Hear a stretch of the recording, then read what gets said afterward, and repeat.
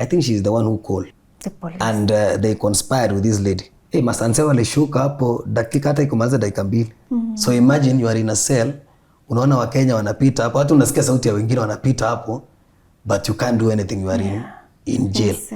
So kufika pale JKIA walinishika na pale kwa ndege hiyo, the first stair wakanieka pingu na hapo juu.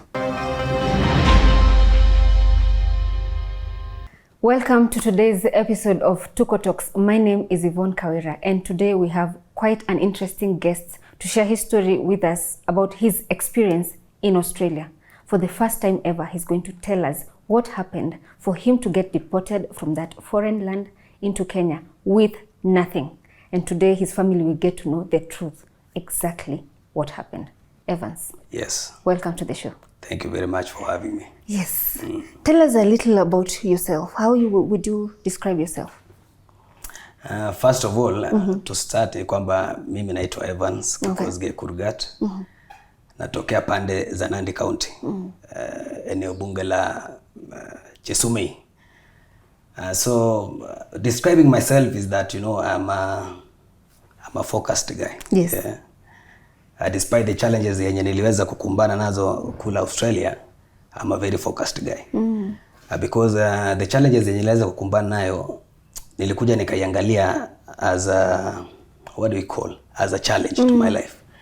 That I can make it in life despite the challenge that I faced in Australia. Yeah. So I'm a very intelligent guy as well. I'm a very talented guy in the field of journalism and media studies. Yes. Nimesomea journalism and media studies. And I'm very talented. I'm a radio presenter, as you have seen on my TikTok channel. I'm also a cheerful person. I talk. Tumeongea hapa and you've seen. I really talk. And I'm a very friendly person. I agree with that. Yes. How would you describe your childhood? How did you grow up and how did you end up deciding Kenya is not for you?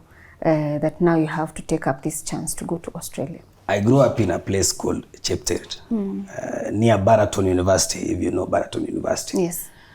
So I grew up there. I was born the year 1992. I'm the first born in a family of 6. Our dad has been a role model and amekuwa msaidizi wetu sana katika maisha. Ameweza kutulea tangu tulipozaliwa hadi wa sasa. And you know, he's the only breadwinner in our home. Mom amekuwa part of the family also. Anamsaidia baba wakati baba ako kule Somalia. So she's the boss. So tunafuata nyayo za mama sana kuliko hata baba, lakini baba ndiye amekuwa nguzo katika maisha yetu pale nyumbani. Okay. Ametusaidia sana. Ulisomea nini? Ulisoma ukafika wapi? Nilisoma pale Eldoret. There's a college called Eldoret College of Professional Studies. It's a constituent college of Kisii University. So nilisomea pale journalism, diploma in journalism. Nikamaliza. And then nikakaa, it was 2012 because I finished my high school 2011. So 2012 I joined because unajua kukaa tena nyumbani, my dad was like, you know, staying at home, it's not good. Lazima utoke pale nje ndio upate kujuana na watu. Yes. And then you mingle with people so that, you know, people can help you. So 2012 nikaenda pale ECPS, kaenda nikasomea journalism. Then after that, there's a neighbor of mine. So Karo alikuja akadipata akaniambia, Evans, umesikia matangazo nyingi kwa radio? Kuna matangazo pale na wanataka watu wanaweza enda Australia. I've seen that your family is not not bad. Akaniambia, why don't you tell your father and your parents to try and assist you to go to Australia? So I informed my father and my mother. So my father at first was like, no, unajua sasa unaelewa mzazi, and he's the only provider. So he was like, let us not just rush. Wacha kwanza tu, let us wait. So at that time, I think my father was in Somalia. He was at home. Then akaenda Somalia. So at that time, akatuacha na mama. So tukaanza kuangalia hivyo, tukapata agency, tukaangalia tukaweigh. Then my mother was the one to give information to my dad that hii kitu ni ukweli nini. Then my father akaanza kukubali, nika apply shule SAIT, South Australian Institute of Business and Technology. So it was a branch of UNISA, University of South Australia in Adelaide, South Australia. Mpaka ikaenda through, nikapata shule, mzazi akalipa pesa. My father paid a lot of money. I don't want to say the amount. So my father paid the money. Then ticket, kafanya harambee nini hivyo. Na kila kitu ikaenda sawa. Nikaenda Australia. Yeah. Kwenda pale nikaenda nikapata the only lady mwenye alikuja akanialika pale Australia was a lady who had a billboard, ilikuwa imeandikwa Evans, my name. So I was like, yes, I found the lady. Sasa huyu mzungu sasa ataenda kufanya nini?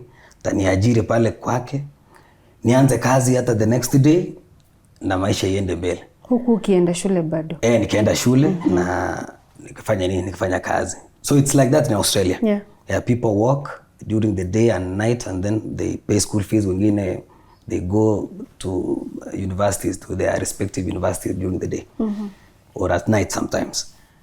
So mimi nikafurahi sana. Akaniweka kwa limousine. It was one of the best limousines. Mimi nikasema hapa, sasa hata hii limousine ni yake. So nikaenda kufanya kazi vizuri, maybe atanipatia nikuwe driver wake. Akanipeleka, tukatoka hapo Adelaide Airport. Tukaenda mpaka Adelaide City. Kwenda Adelaide City akaenda akanipeleka kwa hoteli. Kunipeleka kwa hoteli, akaenda akani introduce kwa mzungu fulani kwa mlango. Then I was like, maybe the husband. So this guy took me, akanipeleka kwa ghorofa juu. So ghorofa juu ilikuwa rooms ya international students. Then on the floor, hoteli ilikuwa yake. So kunipeleka pale, nikaenda nikapata Wakenya. Wakenya walikuwa pale, lakini hawako wamekaa sana. Walikuwa wamekaa like kitu kama 4 months. So hawako wameelewa vizuri Australia. And most of them, you know, they were able to pay their own school fees. Not like somebody like me, ilikuwa inabidi niende nipige hustle ndio nipate. Because my father was not capable of amenisaidia hapa tena, alafu tena nimwambie dadi huko unitumie pesa ya rent. So nikaenda nikakaa hapo kidogo, nikasoma hapo Australia. Nikaanza shule. Kwenda hapo shule nini nikaenda nikaona masomo si mbaya, ni mzuri. So I had some books. Nilichukua, I think nilienda nikanunua Australia. Nikachukua 2 exercise books because I knew education in Kenya is the same as education in Australia. So when I reached in a classroom, I was astonished. People are using only computers and laptops. And I was like, what's happening? So ukichukua tu kitabu labda uende uandike a bit of notes, vile revision tu kawaida. Sasa tukakaa hapo hivi, maisha ikaenda hivyo. So the landlord mwenye alikuwa sasa, this guy mwenye alienda akanipokea kwa hiyo the owner of that building. So he used to charge $255 every week. You know, in Australia they pay every week. So imagine $255, let's say 250 times, I think exchange rate that time, it varies. So imagine at that time it was 80, sometimes 70, 90. So imagine like 20,000, let's say 20,000 every week. And you know, sikuwa nimepata kazi. So 20,000 every week. So I think my father alinitumia mara ngapi? Alinitumia mara 2 ama mara 3. Then my father, when I asked him for like to continue paying, my father now akaanza kuwa depressed. Akaanza sasa, sasa kumbe ilikuwa uenda sasa tena alafu niambie sasa nikulipie nyumba na nimekulipia, why don't you find a job to sustain yourself? Huyu jamaa akaona kwamba I'm not paying, akaanza kuwa aggressive kwangu. Yeah. So he used to drink alcohol, I think ila kujinice kivyake. So anaenda anajinice, and then anakuja na hii hasira, anaanza kuja kunigombanisha kwa nyumba. So nilikuwa kwa building. So venye niliona kwamba siwezi nikalipa, ilibidi sasa nianze kumhepa. Natoka jioni, akikuja when he's around naponyoka napotea, but when he's not around nakuja nakaa. So there was a guy tulikuwa tunaishi pale juu na yeye. So huyu jamaa venye alianza kunitoa, kulianza kunifukuza, by the way alinifukuza. Kaanza kuniambia if you are not paying rent you better leave this apartment. So this guy alikuwa sasa anakuja ananiona kwa dirisha. Nikisimama kwa pale floor ananiona kwa dirisha kama huyo mzungu ameenda. Anakuja ananifungulia mlango kichini ya maji. Then napanda juu, naenda nalala, ikifika kitu hapo saa 1 hivi jamaa akifika, nimetoka nimeomoka nimekimbia teke. So I had to go, yani ingefaa nienda Australia nikijua kwamba kuna course ya aged care nafaa enda kufanya. Aged care ni course yenye unaenda kufanya, I think inachukua kitu 1 month 2 months. Unafunzwa how to use the hoist machine, how to lift the elderly, how to put Q-tex in their lipstick, eyebrows, makeup sasa. Yes, how to wash them, how to dress them. So venye nilienda sasa August. So nilienda nikakaa hiyo August, September, October, November, December. Ninakuja nikafanya hasa aged care. I think with the group yenye ilikuwa inakuja like 4 months ama 3 months after. So nakuja nikaingia hapo sasa. So imagine unaenda shule, unaenda aged care na watu wenye ulikuwa unajua wenye like mlikuja same time wamepata kazi wanaendelea na kazi. There was a lady tulikuwa tunafanya naye medicals, nimesahau jina. So ako huko. So yeye kumbe alikuwa anajua kwamba anaenda kusomea aged care. So nilikuwa namuuliza tukiwa pale Adelaide, kwani ulifanya nini ndio ukapata kazi? Akaniambia kwani hujui kuna course inaitwa aged care. Mimi nikamwambia aged care, what is aged care? So unajua sasa tuko na pesa tena aged care. Wanakulipisha how much kufanya hiyo course? They were paying like I don't quite remember, but it was somehow $2,000. So ulifanya hiyo course ya aged care? Nilifanya late, yeah. And ukapata job kwa aged care facility? No. Kazi yenye nilipata ni ile yenye unaitwa, unaweza itwa saa 8. Maybe tuseme umekuwa shughuli zako ingine tofauti, unapigiwa simu, maybe you are far. Wanakuambia kuja enda mahali kama Salisbury, enda fanya kazi, na maybe uko mahali Findon. So Findon and Salisbury is not far, lakini the distance. Na hiyo time maybe hatuko tumenunua magari, unajua. Sasa lazima ushike buses. Imagine bus kuna mastops kama 20 kwa barabara. So by the time ufike pale too late. Unaweza stukia unapigiwa simu kwa bus, tumepata mtu mwingine. So the problem with me is that and other friends wenye tulikuwa pamoja ulikuwa unapigiwa simu abrupt. No, so huwezi jipanga. So huwezi jipanga, it was quite difficult yani kujipanga, unaona. So it was hard kufanya hivyo sasa. But uli manage to uli struggle nayo mpaka? Nili struggle nayo kidogo. Alafu wakati nilipokuwa that place kwa huyo mzungu, there's a lady who came just from nowhere, I don't know. She was a good Samaritan and I really appreciate her. Alikuja tu na gari. Na hakuja, I don't know who told the lady kwamba Evans inakaa anahangaika kwa huyu mzungu. So the lady came with the car and wakaniambia ndatoa mzigo yako yote, kuja tuende tukupeleka mahali. So akanipeleka a place called Campbelltown. So kwenda pale nikaenda nikapata nikanyumba ya Mkenya.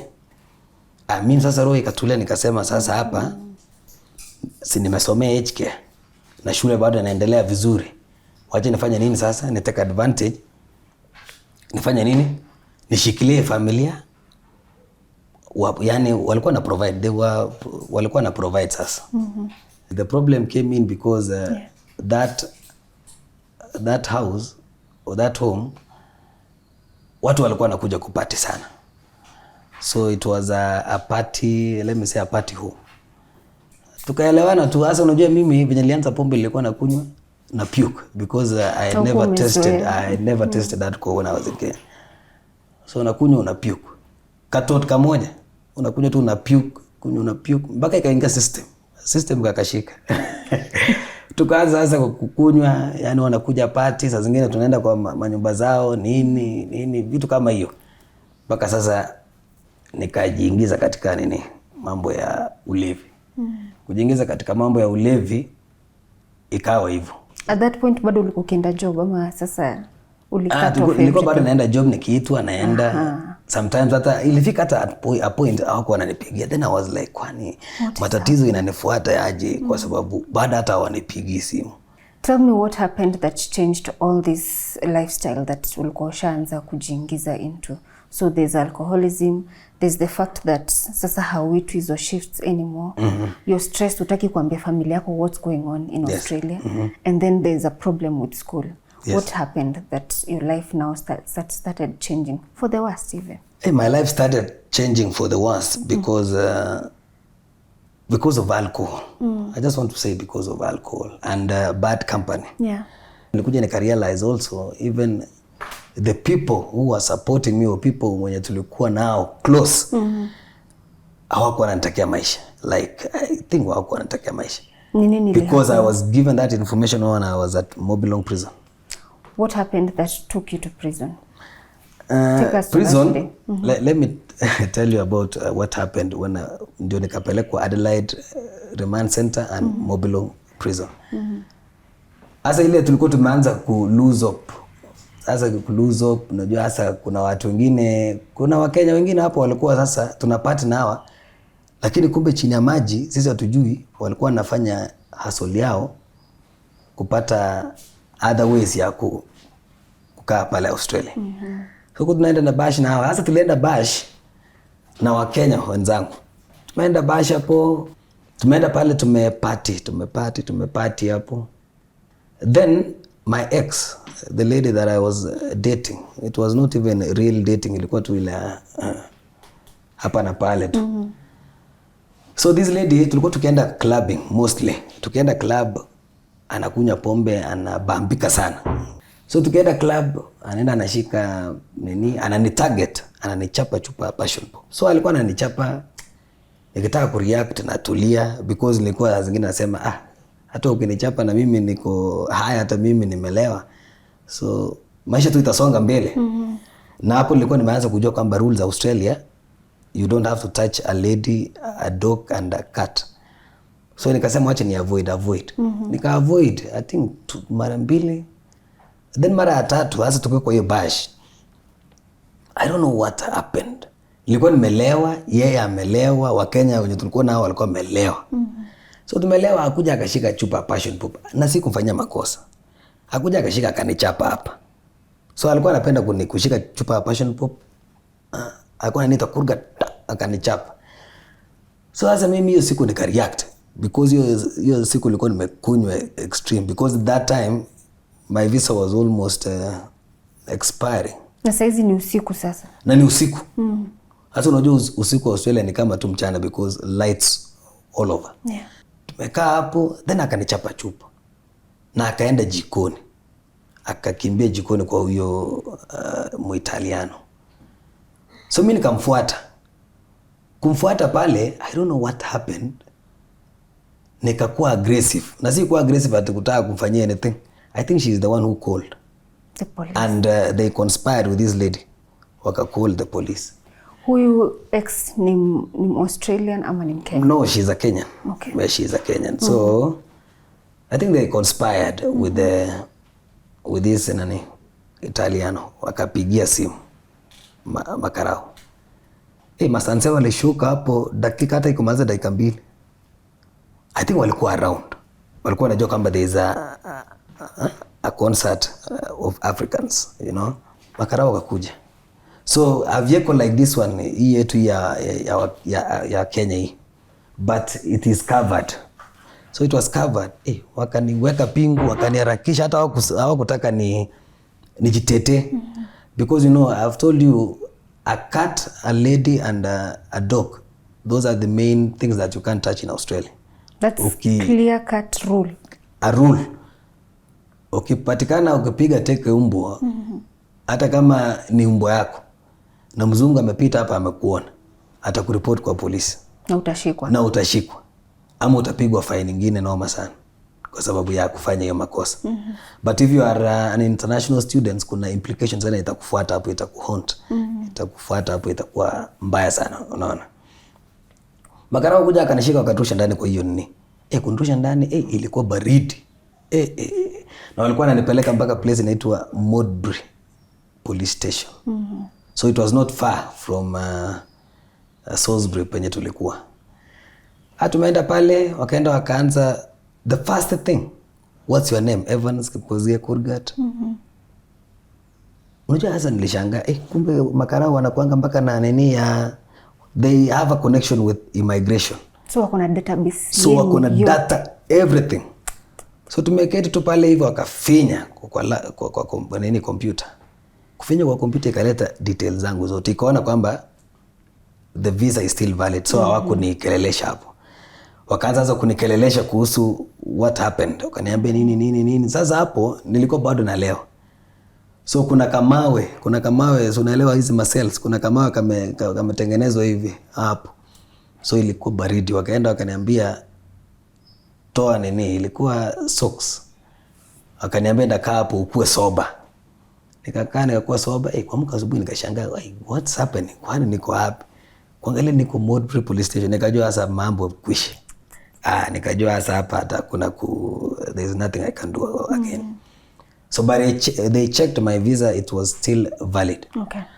So it was still valid, wakanipeleka sasa Adelaide Remand Center. Because I think the lady alisema kwamba I assaulted her. Yeah. That was the charge now that you are facing. Yes, because wakanipeleka tu pale. So wakanipeleka pale, nikaenda wakaniweka pingu, wakanisindikiza, wakanileta na back door.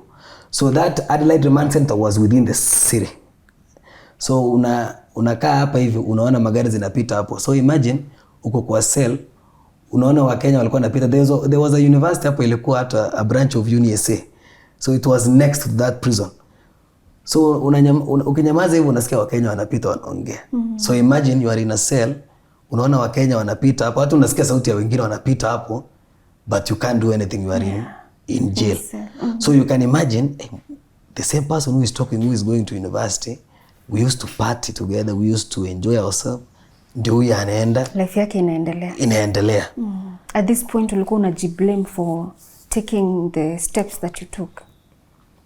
Sikuwa nimeanza kujiblame because kwa maisha yangu nilikuwa hata hapo jana nilikuwa najiambia it was not that nilikuwa nataka nikuje ni fail Australia. I wanted nikuwa a successful person. Yes. But because challenges zilienda nikapitia tena, ndio ikanifanya tena nikajipata hapo, because kwenda kama hujaambiwa unafanya aged care. How long did you stay behind bars? And at this point, how would you describe your experience behind bars? Ilikuwa vipi? Ulikuwa unatreatiwa aje? Unaweza describe your life ilikuwa aje? Nilipelekwa kwanza Adelaide Remand Center. Nikapewa lawyer, alikuwa anakuja ananiambia fanya hivi, do this, and then case itanini. But the lady alikuwa ameambiwa with this guy, because there's a lady who came to Adelaide, to that Mobilong prison where I was transferred to later.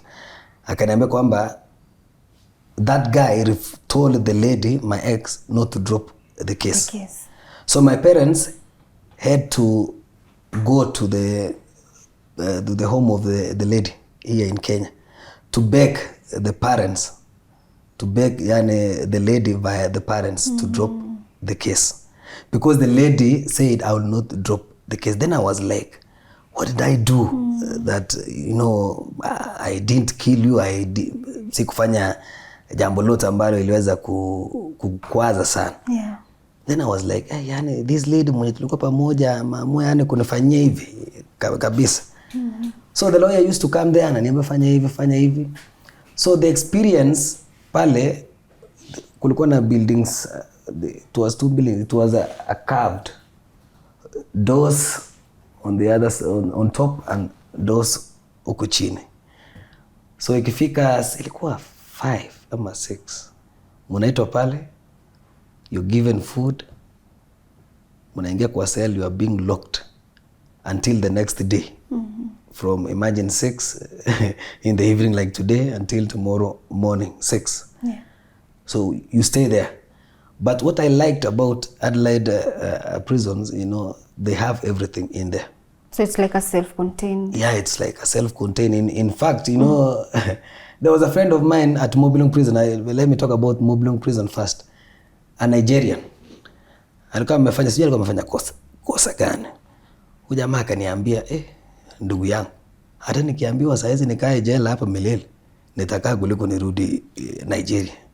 Because the facilities were just amazing. So in short, haukusafa kwenye prison? No, I didn't suffer. I didn't suffer. Kule for how long? Hapo Adelaide Remand Center, I stayed for 1 month. Mobilung Prison, I'm not quite sure. I think 3 months. I'm not quite sure. So because nimesahau, unajua niliamua kusahau maneno ya Australia, but after some time niliamua nikasema I want to educate Kenyans who are going there, because it's so bad. Ukiwa hapa Kenya ulideportiwa, then you hear that some Kenyans are being deported, yet you have the story and information about what's happening in Australia, so that people get deported. So I decided to air out. And so many friends were asking me, Evans, kwani wewe uliamua kuwa courageous aje ukaamua kushare this story of yours? This is the reason. Then I told them, niliamua tu, ilikuja tu kwa akili. So people were like, maybe ulikuwa unatafuta followers, because I told them no. I told them sikuwa natafuta followers, because even if ningekuwa natafuta followers, ningekuwa na kitu kama 50,000. Naona niko hapo 18 tu. Ningekuwa natafuta followers, ningekuwa sema hata ingine yenye si haikufanyika. But yenye niliongea hapo ni the truth. Nilisema everything that I encountered in Australia. At what point did you get released? You said you stayed in the other prison for 3 months. So I stayed there. Lawyer alikuwa anakuja tena pale. Anakuja ananiambia fanya hivi. The lady amekataa nini. So when my parents went and apologized on behalf of Evans, so I think wazazi wake wakaelewa, and they told the lady to drop the case, because it was useless for her not to drop the case. Nizidi kuhangaika. It's better ukuje uhangaike nyumbani rather than kuhangaika kwa taifa yenye ni ya watu wengine. Na maybe your parents here, they don't hear anything about you. So the goodness is that, hapo Mobilung Prison, there was a phone that was mounted hapo somewhere hapo kwa police station, that remand center Mobilung Prison. So venye nilikaa hapo for some time. Then ile siku nyo alikuja sasa, when the lady dropped the case. When the lady dropped the case, lawyer kuja kaniambia the lady has dropped the case, so plead not guilty. So nika plead not guilty, but it was via a video.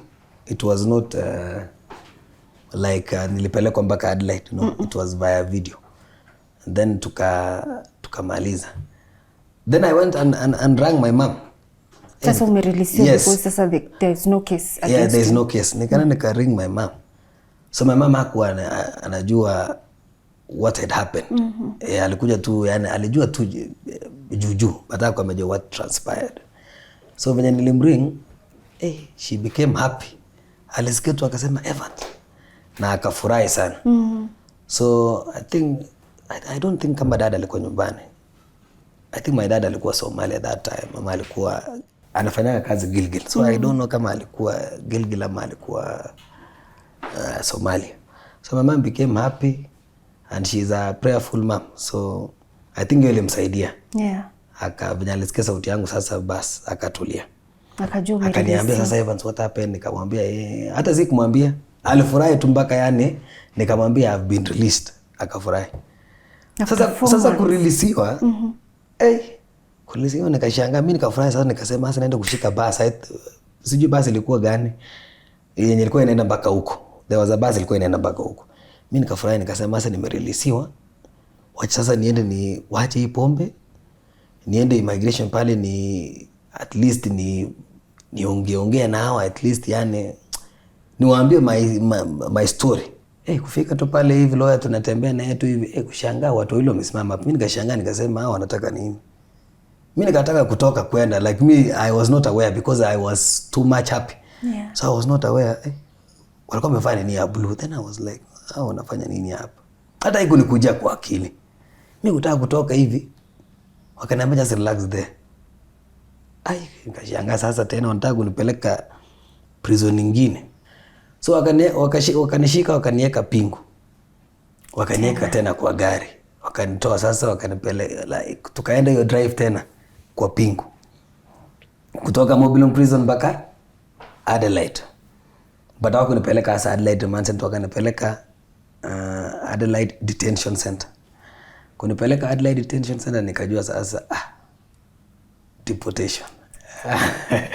Nikajua this is deportation. Kufika pale wakani peruse, wakani screen hapo tukaingia. Ndio nikaenda nikapata na wale Palestinians, they were waiting to be deported.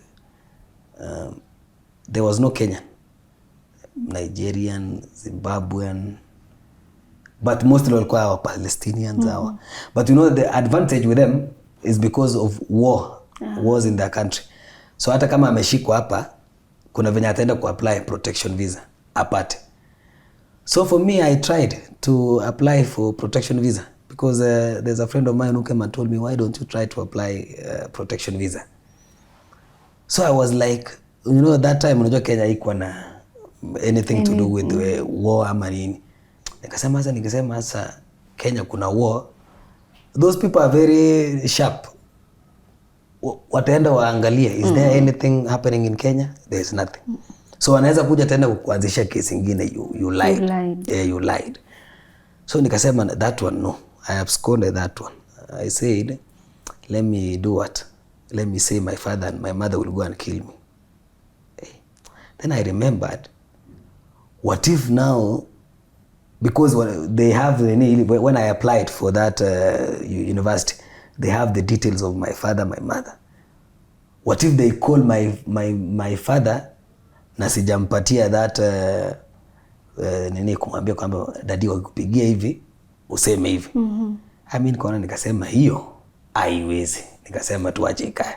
And I knew that, you know, my father hata angekubali.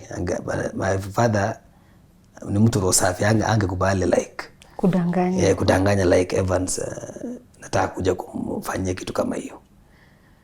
So nikakumbuka ingine. This one I'm sorry to say this. Kumbuka nikasema I want to say I'm LGBTQ. So your life is in danger when you land. Sasa nikasema nikasema sasa. So nika imagine yani the implication tena ya kusema that, you know, they need evidence. So they need evidence kwamba yes you are that, you know. Ni kama zile like you are dating a mzungu. If you are dating a mzungu, you know they need evidence that you mna chat, pictures with them, with her, like everything. Yani they need evidence, proof. So if you don't have that, na uko kwa ngori, huwezi jitoa, watakuripoti. Ulikaa hapo detention center? Nilikaa detention center I think kitu kama 2 months because it took long. Unajua sasa when nilifika pale kuna watu walikuwa wanaprocessiwa hasa kwenda. So nilienda nikapata like kitu kama 12 of them. So mimi nilikuwa I think number 13 huku. Walikuwa wanafuata nini. Unajua wazungu si wale watu wanasema leto tuharakishe. Tuanzie huyu Mkenya aende. They follow the procedure. So nilikaa pale wakanilipia ticket. So na the goodness with me is that nilienda nika what they were saying. I became friendly with those soldiers were detention center. I became so friendly with them. Kwa tunaongea na wengine wananiambia sasa ukienda Kenya what will you go and do? In fact I remember I told a lady like you, she was a very cute lady, Australian. I think she was somehow 17 18. But unajua wazungu 17 but unashangaa mtu amenenepa. You can't know. So tumekaa hapo akaanza kuniambia what will you go and do? Nikaenda nikamwambia in 5 years nitakuwa nimekuwa mtu wa maana, like nitakuwa na job. So sometimes wanakanga hapo nyumbani nasemanga nilimwambia that lady 5 years which is 2022 imepita and I have not achieved that goal kwamba I want to be, nilikuwa nimepata kazi by 2022. So they were to deport me, like watu escort me from Australia to Kenya, Nairobi hapo Jomo Kenyatta. So but because I became one of their best friends, they decided I come alone. But walipatiana rules pale kwamba don't allow this guy to drink alcohol because they knew maybe nitakunywa pombe I become aggressive, nifanye ujinga kwa ndege. So I didn't know when I was coming kulikuwa na Wakenya ambao tulikuwa yani ushaijipata umekuwa confused mpaka hata uko na Mkenya mwenzako mlikuwa naye lakini hujui. So I became confused. Kumbe kulikuwa na Mkenya tulikuwa na yeye Australia, alikuwa na, we were in the same plane. So alikuwa anaona nilikuwa na sikuwa nagombana, I was so stressed kwa ndege. Nasimama naenda washroom narudi nakaa kidogo nimesonga huko mbele. So this guy, I don't know who told me that the guy was, he came and told me that huku realize kwamba hata after some years kaniambia, did you realize kwamba nilikuwa kwa ndege? Who received you at the airport? What time? That time? At JKIA? Yeah. When you landed?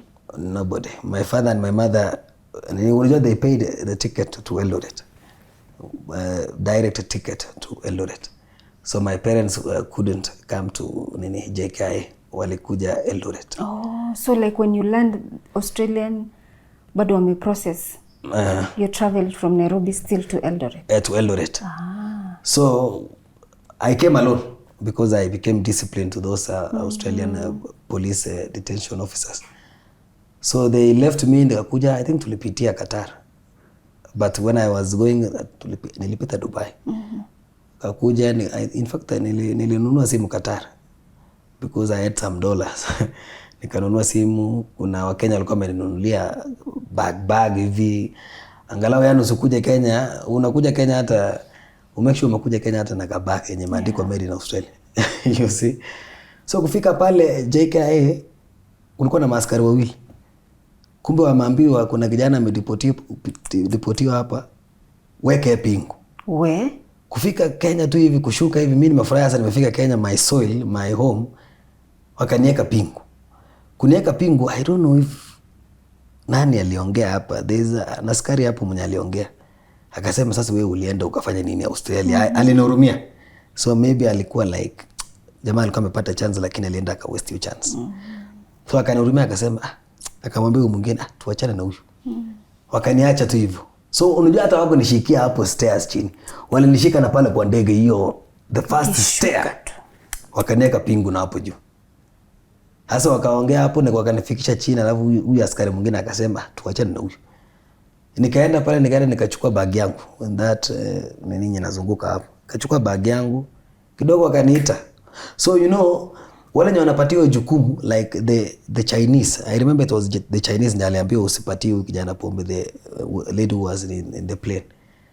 So they make sure wamekuleta ukishuka kwa ndege, yani wana signal maaskari kwamba there's a guy who's being deported here. Na amefika. Mkuje tu hapa.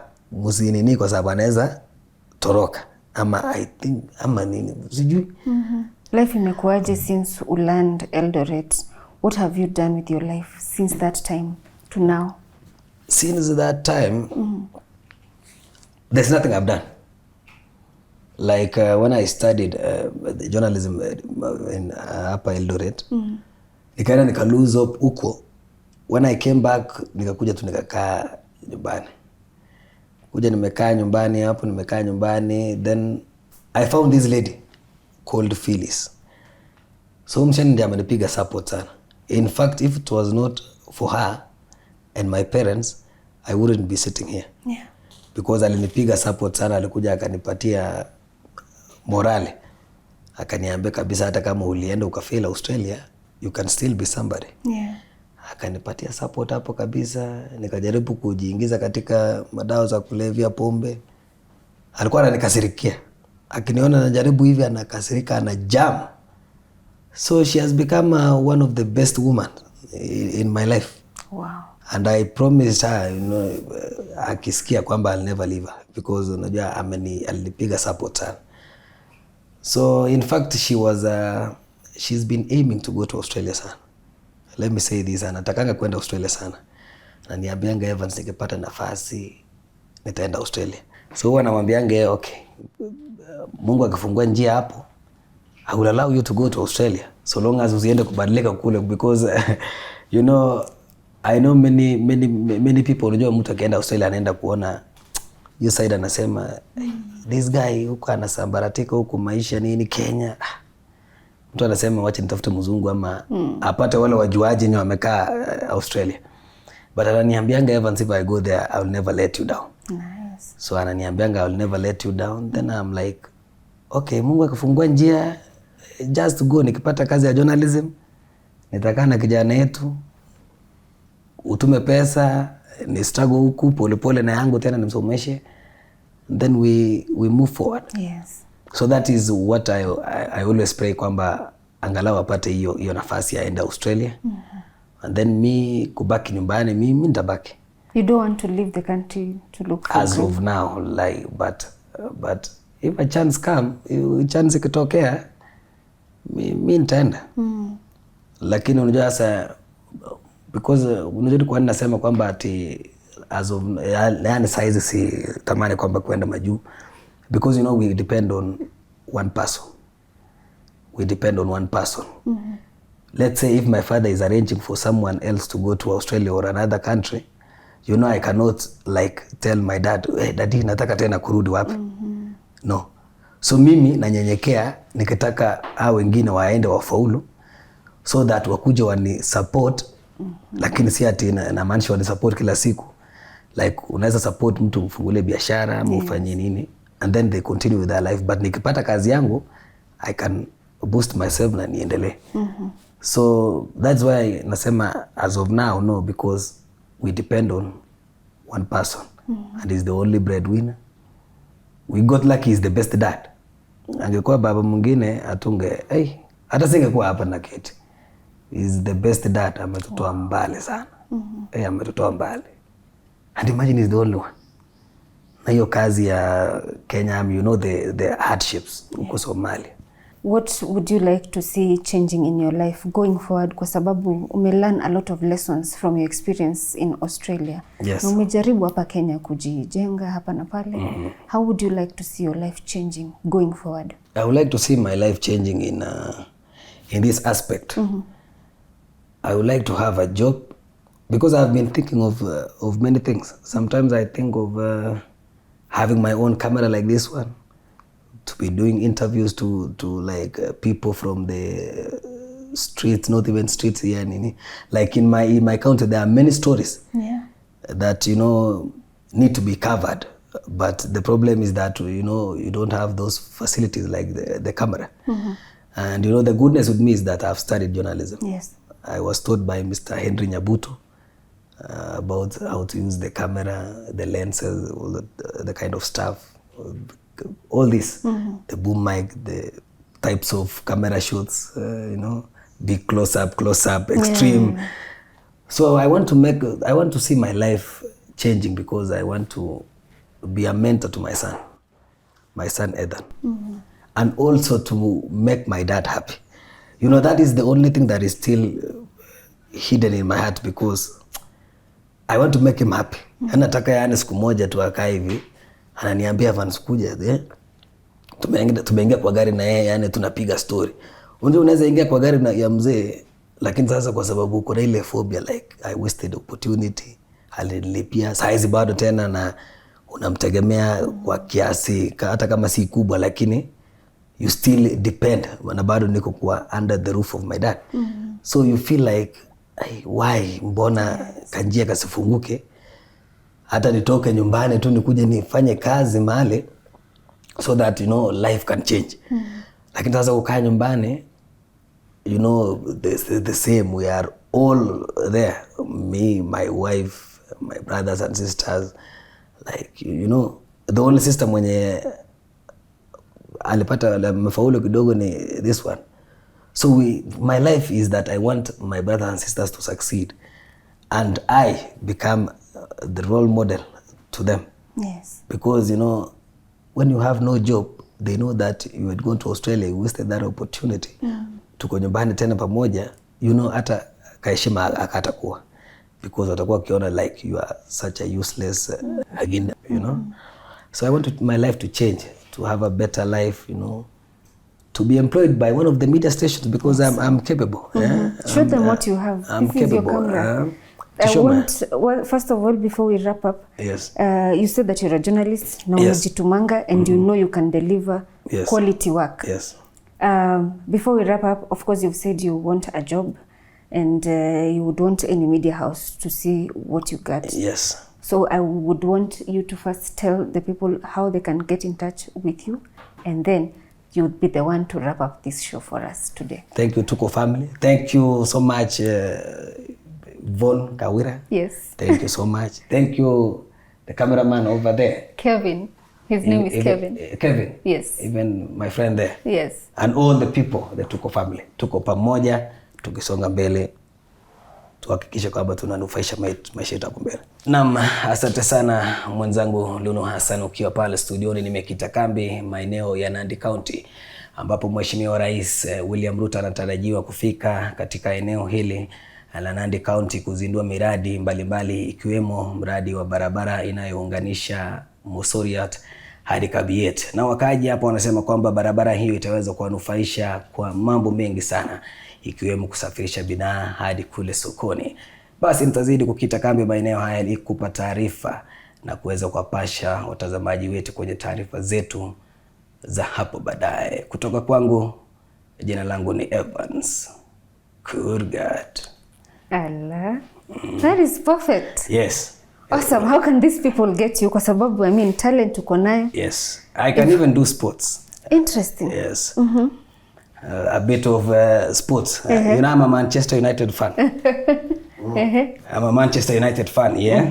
So I know Manchester tuko chini lakini we will be at the top. So long as ndovu ilishuka. We are happy ndovu.